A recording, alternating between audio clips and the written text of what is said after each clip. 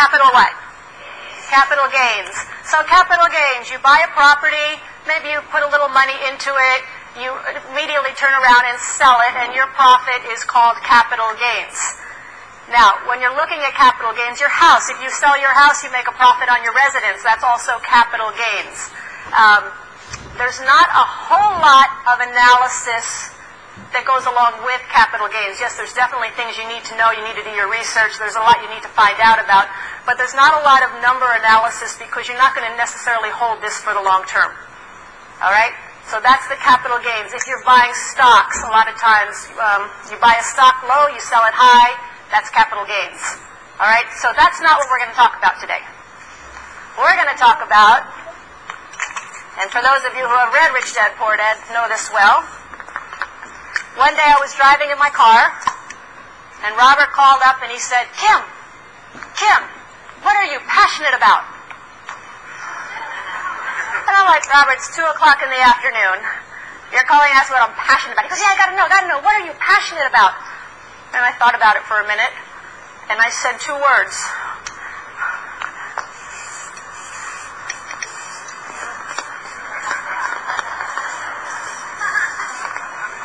I said, cash flow. He said, yes, I knew it. And I am. I'm very passionate about cash flow because it's freedom.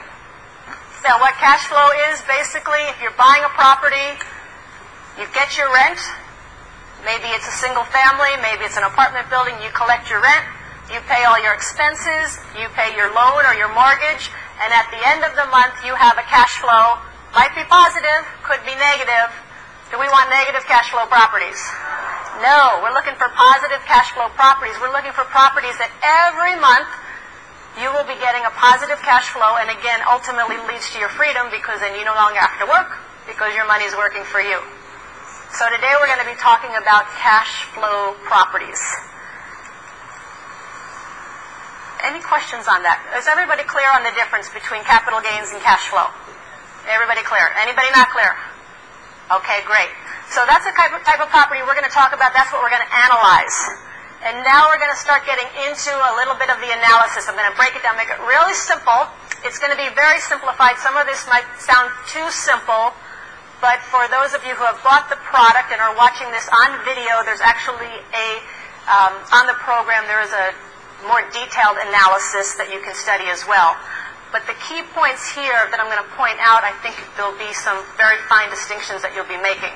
And again, you'll start to see how the numbers tell the story. All right? So, good deal, bad deal. There's 3 components to any real estate deal. Doesn't matter if it's Trump Plaza in New York, or if it's a single-family house that you're renting out. There's 3 components. The first one is what? First component, when analyzing a deal, you've got to find out what's your income. So the first component is income, the rent that you're receiving. Okay? The main component of income is what? The main component of income is what? Your rent. Who pays your rent? Your tenants. So the key to finding good income properties, and the key to the income section, you say, the question is, how do I increase the income? Right? How do I increase the income of this property? So if the key component is rent, if your tenants pay your rent, the key to the income section is knowing how to find and keep great tenants. Correct? That's really all it comes down to. Yes, there's other factors, but if you can find and keep great tenants, that will make your life so much easier because also, not only do they pay the rent on time, but they also will recommend your property to other people as well, especially if it's in multiple unit. So the key to income is how to find and keep great tenants. And if I can just do a quick commercial plug, this is a very good friend of mine, Ken McElroy. He is also my investment partner along with Robert. And he put this property together, how to increase the income on your property. And I'll tell you, he and I sat in the studio and we talked about the little things that you can do to increase the income, to reduce expenses, to make your property operate more optimally. So how to increase your income is great. It's all about property management. And for those of you who are doing property, you know that management is really a key. And finding good property managers is sometimes tough to do. So one of the keys is great property management. So I recommend this product. Okay, so you've got your income. You've got your tenants paying your income. What's the next component of any real estate deal? Hello? You got it.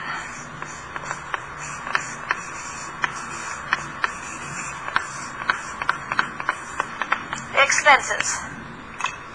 And I used to think the question to ask is, how can I reduce expenses? Well, anybody with half a brain can cut expenses. But a lot of times what happens is they cut expenses on a property and they also cut the value of their property. You know, maybe we just won't pave the driveway. Maybe we won't paint.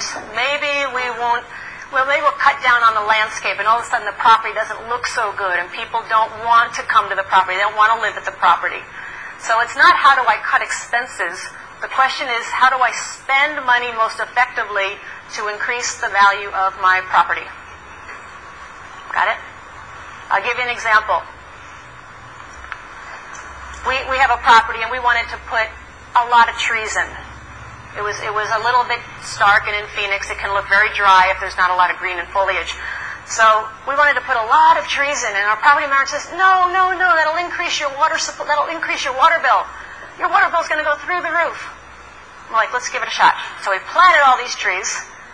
Yes, the water bill went through the roof, but the property looked so green and so lush and cool in Phoenix, which is a great thing, that all of a sudden people just driving by used to stop and ask if there was a unit available. We now have waiting lists on that property, just from planting trees. So again, it's how do you spend the money most effectively to increase the value of your property? And of course, then you can increase your rent, which increases your what? Income, and which increases the whole value of your property, and which of course then increases your cash flow. Okay? So you've got income, you've got expenses. The third component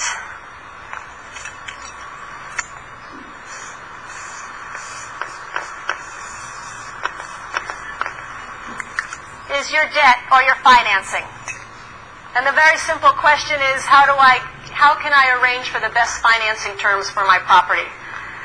Now, lately with the interest rates so low, we had a lot of people who were refinancing their homes, or a lot of people moving out of apartments to buy their homes because the interest was so cheap. Made a big change, and now those interest rates are starting to rise again, so we're going to see a shift. But the whole key is, how do I get the best financing? There's all sorts of ways to finance a property. And a lot of people who say, I don't have good credit, or I don't think I can qualify for a loan, again, not a good excuse. It won't cut with me. It won't cut with me. When I first started investing, it wasn't until about 6 years that I actually went to a traditional bank for a loan. I did seller financing, I did all kinds of creative financing. They had what was called assumable loans, which we still have today. Just have to ask if it's available, where you just assume the loan on the property. There's all sorts of ways to finance a property. And here's one little key. Often somebody will find a property and they'll go to a bank and they'll say, here's my numbers, I'd like a loan. Bank says, nope, can't have a loan. So they walk away and they go, darn, I can't get financing for this, I just can't get financing. And they give up. Well, they didn't know that that specific bank doesn't lend on duplexes. They lend on commercial properties. So you've got to find the institution, the bank, the lender that's going to lend on the type of property that you have, and that's where mortgage brokers can come in very, very handy. Are there any mortgage brokers in the audience? Yes, great. You might want to talk to these people because their job is to set you up with the right lender for your property. And I don't know how to do that, but they do. So that can save you a lot of time and a lot of frustration and a lot of discouragement, because every property has a loan available to it. You just got to find it. So again, finding the best financing terms. So any real estate deal, income, expenses, and debt. That's really the three things you've got to be concerned with. It's not any more complicated than that. Okay, so again, to increase your learning, to increase your retention, please turn to your partner and discuss what you've heard about income, expenses, and debt. Ready, go.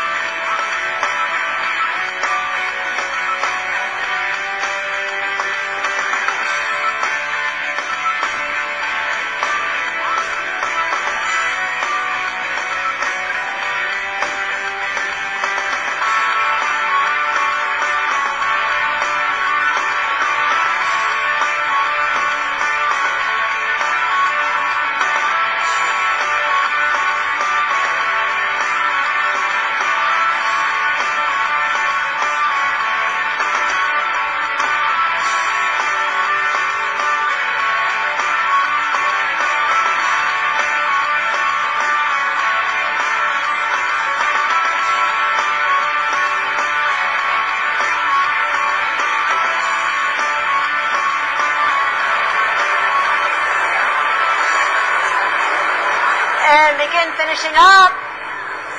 And stop and thank your partner. And if you're at home, thank yourself. Okay, so in just a minute, we're actually going to get into the analysis of how you look at the numbers and what the numbers are telling you. And one of the first questions that comes up often is, how do I get the numbers on a property? Where do I find the numbers to look at? Do I have to put them together myself? Are they available somewhere? If you're using a real estate broker, often they should provide you with the numbers. If it's a very small property like a single-family house or a duplex, sometimes you might have to work a little harder to get the actual numbers.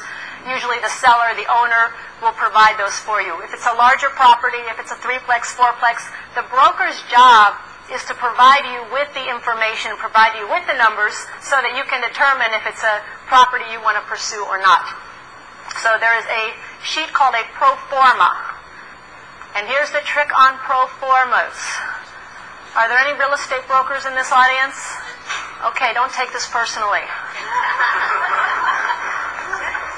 Real estate brokers occasionally do tend to lie about numbers. Okay? Just want to be upfront with you about that. On a pro forma, they give you the income, expenses, debt on a property. Are they the actual numbers of a property? Not necessarily. Often they are projected, like this is your best case scenario. So it's always important that you get the actual numbers. And once you have tied up the property, once you have an agreement to purchase the property, you have a time period to do what's called due diligence, which is to do your research, to check out the property, to check out the numbers. And it's during that period where you get the actual numbers from the seller, either from the seller themselves or from the broker. But again, be careful on the pro formas. That's just a guideline to see if you're interested, and then you take the next step to go forward. Does that make sense? Okay. So again, if you're watching this on video, there is in the program a more detailed analysis that we'll walk you through, and I can make that available here for anybody as well. All right? Great. Okay, are we ready to do a little analysis? We're going to look just at the numbers. Are there other factors to buying a piece of property, to finding a good deal? Of course, location. Okay. Was just with Donald Trump. Robert and Donald are writing a book together. Donald made a very good point. He said, location, location, location. However, he's seen a lot of people who have taken a great location and totally destroyed it by putting the wrong property on it, by not doing their research, and people that can take a bad location and turn it into something fantastic. We're talking with Magic Johnson. What he does is he goes into the inner cities where nobody wants to go. No one fears to tread. And he goes in there and he builds these magnificent communities, complete with Starbucks and all, for people of the inner cities. So location is very important, and just know that it's not just location, but that's a key point. Is the trend important of an area? Is the trend going up? Is it coming down? Are people moving in? Is it being revitalized? Or is it deteriorating? I don't ever want to buy a property, even if it cash flows, I don't want to buy a property if it's in a declining area. Okay? Other factors such as, the overall look of the property, the age of the property, all of this takes into account. But today we're going to focus on the numbers. So, what I want you to do is with your partner. This is now your investment partner. Say hello to your investment partner. Hopefully they know something. Okay, and for those of you watching this on video, if you're with somebody, they're your investment they're your investment partner. Otherwise, just imagine. Okay. All right. Now, to make it a little more interesting, because if you are going to invest in property and you're going to get in the game of any investment, you got to put a little money down. Okay, so I want everybody to break out a $1 bill, and this is what you are going to be betting with.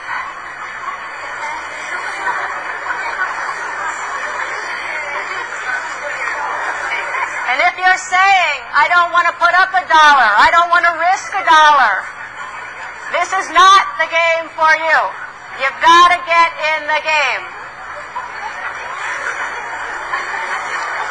If you're watching this on video, break out your $1 bill. It does you no good to talk about it if you're not actually getting some money on the table. Okay, let me see your dollar bills. All right. Which team is the smartest real estate investors here? Hey! Okay, let's make it a little more interesting. The team next to you, this is who you're betting against. So say hello to your team.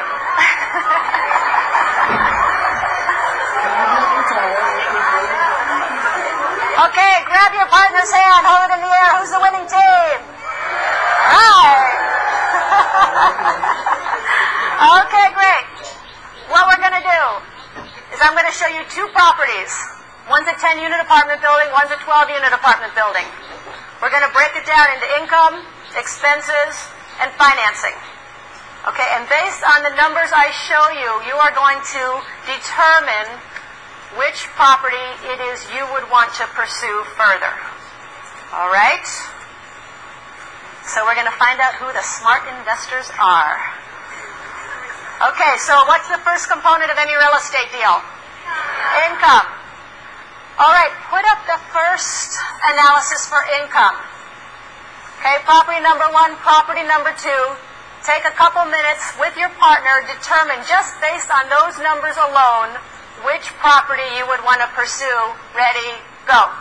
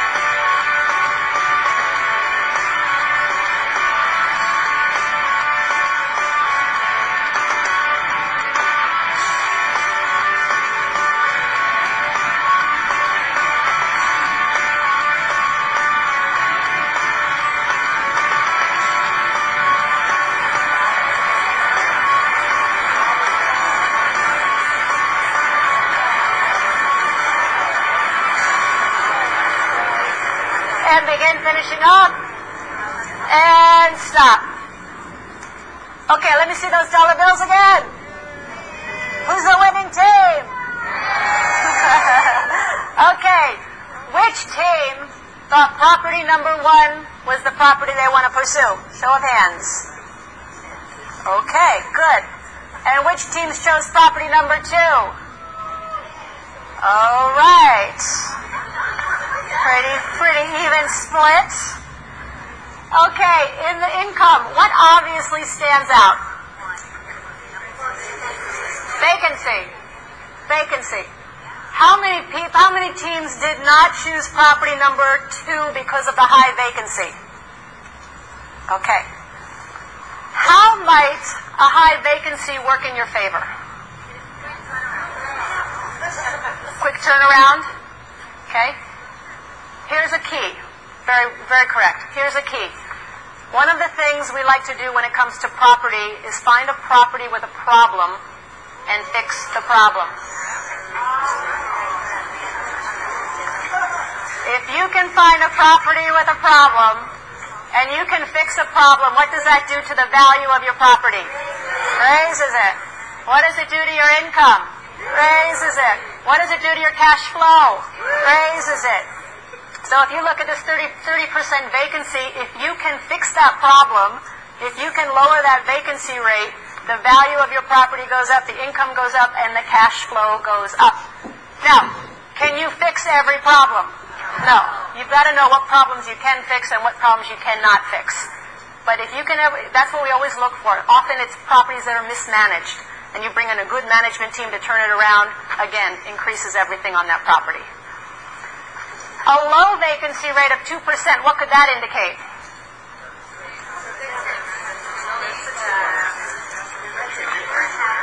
You could increase your rent. Your rents might be too low.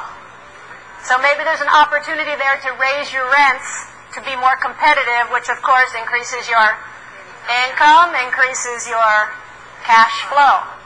So again, these are the questions that come up as you're looking at these numbers, and then your job is to find out what the fact is behind the question. Okay, another reason I like to focus on vacancy, because your greatest expense in investment real estate is a thing called turnover. Think about it. If somebody moves out of your building, what have you got to do? Carpet cleaning, clean the apartment, paint, market it, advertise it. All of these add to the expense of your property. So it goes back again to the key under income is to find and keep great tenants, because they're going to stay, they're going to recommend the property to other people. Which brings to another point, there's a little item there called late fees. What do late fees indicate? Not great tenants. They're paying late. So not only do you have a 30% vacancy on property number 2, but you've got tenants that are not great. So obviously this property may not be managed quite so well. That could be a negative, that could be a plus. Okay.